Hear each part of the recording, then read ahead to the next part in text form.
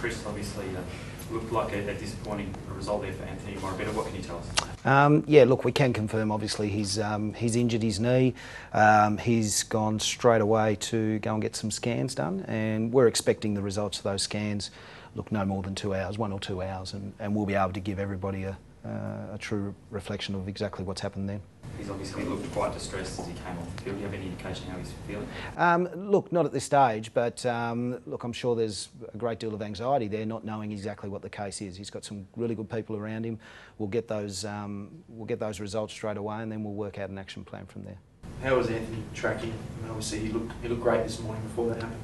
Oh, look, really well, as well as the group, to be honest. We've had a good portion of our players come back with personal bests after the break.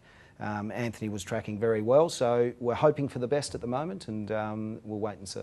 With a player like him who's obviously so talented, it must just be horrible for you guys to have to see something like this happening.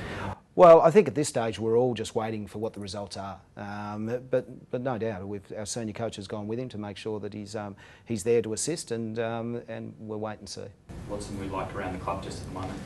Well, at the moment we're all just waiting to see exactly where it's at. You know, training goes on as usual. The boys are training really hard, and they've got a big session in the gym this afternoon. And like I said, everyone will have a better idea in the next couple of hours. How does a player mentally cope with this sort of stuff? Well, that's a challenge, isn't it, as well as physical, the mental approach to it. I think we've got some great people at our football club. We're a well-resourced football club that can assist Anthony with that, no matter what he goes through, or any player when they go through a major injury. So whether that's coaches, player development managers, fitness and medical staff, I think we've got some very good people who will be able to be willing to assist, and hopefully we get some good news in the next couple of hours. Did you see the vision? No, I'm sorry, yes, I have seen the vision, yes. What did you think when you saw it? Well, look, it's one of those ones that, yeah, I think you guys saw the whole thing as well. It's just too difficult to say until we get the results. Is there anything you can do, Chris, to protect a player like Anthony from those knee injuries? It seemed like a pretty small thing, just reaching for a player or changing direction.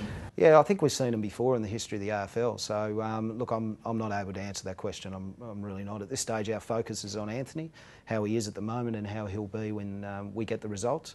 And hopefully those results means that we can move on pretty quickly. But if not, we'll work out an action plan from there. If unfortunately it is a worst case scenario, I know we shouldn't talk that, but do you think Anthony can get over this and go again and recover again?